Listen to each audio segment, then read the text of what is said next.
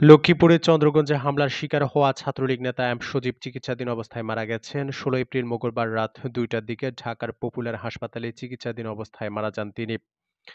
মৃত্যুর খবরে সজীবের বাড়িতে নেমে আসে শোকের ছায়া। কান্নায় ভেঙে পড়েন সজীবের মা বুলি বেগম।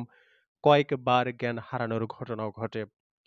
বুধবার দুপুরে নিহত সজীবের মা বুলি বেগম বলেন, আমার ছেলেকে কাজী বাবলু হত্যা করেছে, আমরা তার উপযুক্ত বিচার কামনা করছি। আমার ভিতরে একটা পদ দিল, এই পদটা আপনার এই অন্তন দিল হিগে হিগে শুনে লোকজন ধরাই হিগে আমার ভিতরে অনেক মাইদের করছে, আমার ভিতরে কোবাইছে। এখন বাবুরে আমি কিচ্ছু চাই না, আমি শুধু আমার ভিতরে সুস্থ বিচার চাই।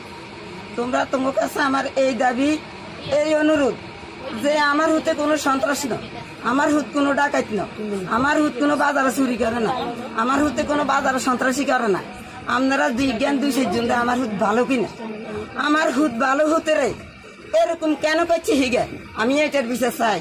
আর হিগে যদি এটা যদি না করতো হিগে হলা নিতে হিগে সামনে খারাপ হিগের দেন এত মাইনে পুলিশে কন ব্যাকে হিগারে ফোন দেয়, হিগে জায়গায় জায়গায় হলানি থেকে হলাকা হিয়ার কোনার কাছে হচ্ছে মাছে। এটা কাজী বাবলু লোক ধরাইছে, কাজী বাবলু যদি লোক না ধরায় তাহলে কাজী বাবলু বাজার তো হরে কেন, কাজী বাবলুর মাইনে পায় না কেন, কাজী বাবলু আসে না কেন বাজার? এটা কাজী বাবলু করে, কাজী বাবলু না করলে মানুষ কি চিনিয়ে কিনা।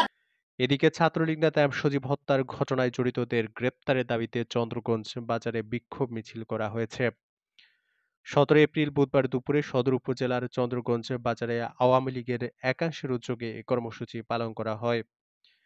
এ সময় বক্তারা সজীব হত্যায় জড়িত সবাইকে অবিলম্বে গ্রেপ্তার করে সর্বোচ্চ শাস্তির দাবি জানান। আমরা ডাকাইতের, চাঁদাবাজের, সন্ত্রাসীর পক্ষে আমরা নই। আমাদের জীবন যেতে পারে, আমরা কোনো অপকর্মকারীকে আমরা সমর্থন করি।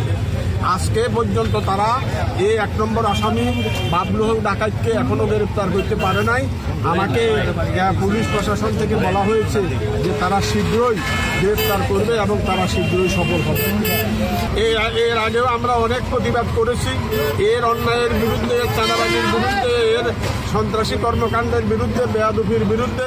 কিন্তু আমাদের দুর্ভাগ্য, আমাদের জেলা আওয়ামী লীগের জেলা পর্যায়ের কিছু নেতৃবৃন্দ তাকে অদৃশ্যভাবে ছায়া দিয়ে, তাকে অদৃশ্যভাবে লালন পালন করে এইভাবে বাঁচিয়ে রেখেছে, যাতে করে আমাদের নেতাকর্মীরা প্রতিবাদ করার সাহস পায় নাই, তারা প্রতিবাদ করতে পারে নাই। তাই আমি আপনাদের মাধ্যমে আমি মাননীয় প্রধানমন্ত্রী, মাননীয় নেতা ওবায়দুল কাদের সাহেব, আমাদের জেলা আওয়ামী লীগের সভাপতি সম্পাদক মহোদয়কে বলবো, সর্বোচ্চ গোয়েন্দা সংস্থা আওয়ামী লীগের জেলা কমিটি থেকে একটা তদন্ত কমিটি করে এই সন্ত্রাসীর কর্মকাণ্ড সম্পর্কে একটা রিপোর্ট তৈরি করে দলীয় পর্যায়ে, সরকারি পর্যায়ে তার বিরুদ্ধে ব্যবস্থা নেওয়ার জন্য অনুরোধ করব, যেটা আমি এর পূর্ব দলীয় সভাপতি সেক্রেটারি সাহেবকে বলেছি। সন্ত্রাসী কর্মকাণ্ডের মাধ্যমে আমাদের ছাত্রলীগের কর্মী সজীব আহত হয়ে ঢাকা পপুলার হসপিটালে দীর্ঘদিন মৃত্যুসজ্জা থেকে গতকাল রাতে তিনি মৃত্যুবরণ করেছেন। আমরা এই মৃত্যুতে লক্ষ্মীপুর জেলা হসপিটালে শোকাহত এবং আমরা ইতিমধ্যেই যে আমরা এই সন্ত্রাসী কর্মকাণ্ডের প্রতিবাদে আমরা বিক্ষোভ মিছিল করেছি এবং আমরা লক্ষ্মীপুর জেলা হসপিটালের পক্ষ থেকে ধারাবাহিকতাভাবে আমরা বিক্ষোভ সমাবেশ এবং মানববন্ধন দিয়ে আমরা এই হত্যাকাণ্ডে যাতে যারা দোষী, যারা প্রকৃত আসামি, যারা যাতে আইনের আওতায় আসতে পারে, সেক্ষেত্রে আমরা লক্ষ্মীপুর জেলা হসপিটাল আমাদের যেসব পদক্ষেপ নেওয়া উচিত সেগুলো আমরা ইতিমধ্যে নিয়েছি। এ সময় উপস্থিত ছিলেন চন্দ্রগঞ্জ থানা আওয়ামী লীগের সহ সভাপতি এম সাবির আহমেদ, ওয়াহিদুজ্জামান বেগ, বাবলু, চন্দ্রগঞ্জ ইউনিয়ন আওয়ামী লীগের সভাপতি গিয়াসউদ্দিন লিটন, সাধারণ সম্পাদক কাজী সুলাইমান, জেলা ছাত্রলীগের সাধারণ সম্পাদক শাহাদাত হোসেন ভূঁইয়া, চন্দ্রগঞ্জ থানা ছাত্রলীগের সভাপতি আবু তালেব, চন্দ্রগঞ্জ থানা শ্রমিক লীগের সাধারণ সম্পাদক জাহাঙ্গীর আলম, চন্দ্রগঞ্জ থানা কৃষক লীগের সভাপতি জাহাঙ্গীর আলম, চন্দ্রগঞ্জ ইউনিয়ন যুবলীগের আহ্বায়ক শাহাবুদ্দিন ও যুগ্ম সাধারণ সম্পাদক আব্দুর রাজ্জাক রিঙ্কু সহ বিপুল সংখ্যক নেতাকর্মী। চন্দ্রগঞ্জ থানার ভারপ্রাপ্ত কর্মকর্তা মোহাম্মদ এমদাদুল হক বলেন, ছাত্রলীগ নেতা এম সজীবের ঘটনায় এজাহারভুক্ত ২ নং আসামি তাজুল ইসলাম সহ ৪ জনকে গ্রেপ্তার করা হয়েছে। বাকিদেরও গ্রেপ্তারে আমাদের অভিযান অব্যাহত রয়েছে। ছাত্রলীগ নেতা এম সজীবের আম্মা বুলি বেগম, এজার নামে ১১ জন সহ অজ্ঞাতনামা ১৮-২০ জনের বিরুদ্ধে একটি এজাহার দায়ের করলে আমরা উক্ত মামলাটি রেকর্ড করে আসামিদের গ্রেপ্তারের জন্য আমরা বিশেষ অভিযান পরিচালনা করি।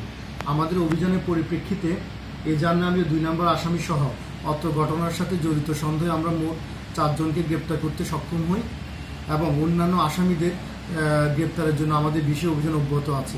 ইনশাআল্লাহ অচিরে আমরা অত্র ঘটনার সাথে জড়িত অন্যান্য আসামিদেরকে গ্রেপ্তার করে আইনের মুখোমুখি করাতে পারব। যেহেতু ভিকটিম এম সজীব গতকাল রাতে পপুল ঢাকায় মৃত্যুবরণ করেছে, তার এই মৃত্যুর ঘটনায় উক্ত মামলাটি হত্যা মামলায় রূপান্তরিত হবে এবং হত্যা মামলার রূপান্তরের জন্য আমরা বিজ্ঞ আদালতের অনুমতি আবেদন করব।